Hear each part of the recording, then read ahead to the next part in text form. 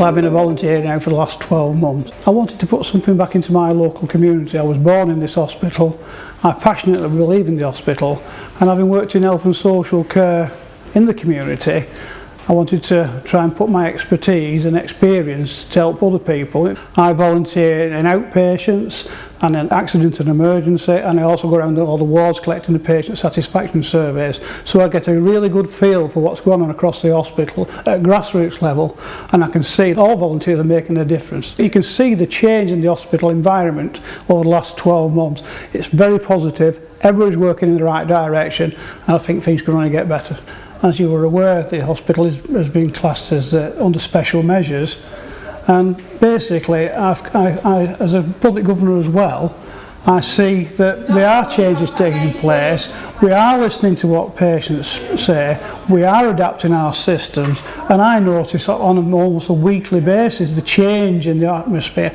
The staff have got a feeling of well-being about them, there's confidence about the place, the patients are certainly treated better, definitely.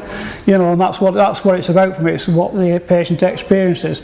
I start with the principle, how would I like to be treated, and treat the patient the same, and I think that's the same from the board, straight down to all the staff, the cleaners, you name it, everybody's involved. If you look at the cutbacks in public spending, volunteers are being asked to take on a far bigger role. I think it's very important that we have the education to actually enable us to do the job, and certainly Tameside Hospital provides that. It's excellent training, and I feel competent and happy in what I'm doing. As you know, it's quite a stressful time coming into A&E, so it's trying to make life a little bit easier for the patient.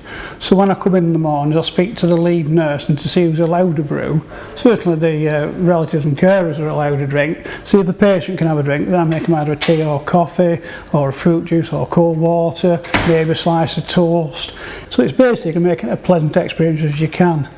And basically picking up on if you see a patient's feeling a little bit lonely, they might not have somebody with them, for instance, so go and talk to them, treat people as you like to be treated yourself, really. I think it's no exaggeration to say without the volunteers, and there's 420 of us currently, the hospital wouldn't function as well as it does. I think there's a genuine commitment from people, volunteers, be it on the scooters, as a meter and greeter, a dining companion. It's so diverse, the range of things that we do. It usually works around what you can fit in. Usually we like you to do, say, 4 hours minimum per week. I certainly give a lot more, in fact I'm never away. But certainly, I talk to a number of volunteers, and they all feel good. It's that feel-good factor, and that's endemic across the hospital, really. For me, there's a really valuable connection with what the patient's thinking, what the carers are thinking, what the relatives are thinking, what they're experiencing, and communicating that to the caregivers, the nurses, the professionals and the doctors. We like to think as professionals we know what's going on in their mind, but we don't always. John helps us to tell us that. He'll come and have a quiet word and say, Tim, that patient over there is really suffering, he's really worried about so and so.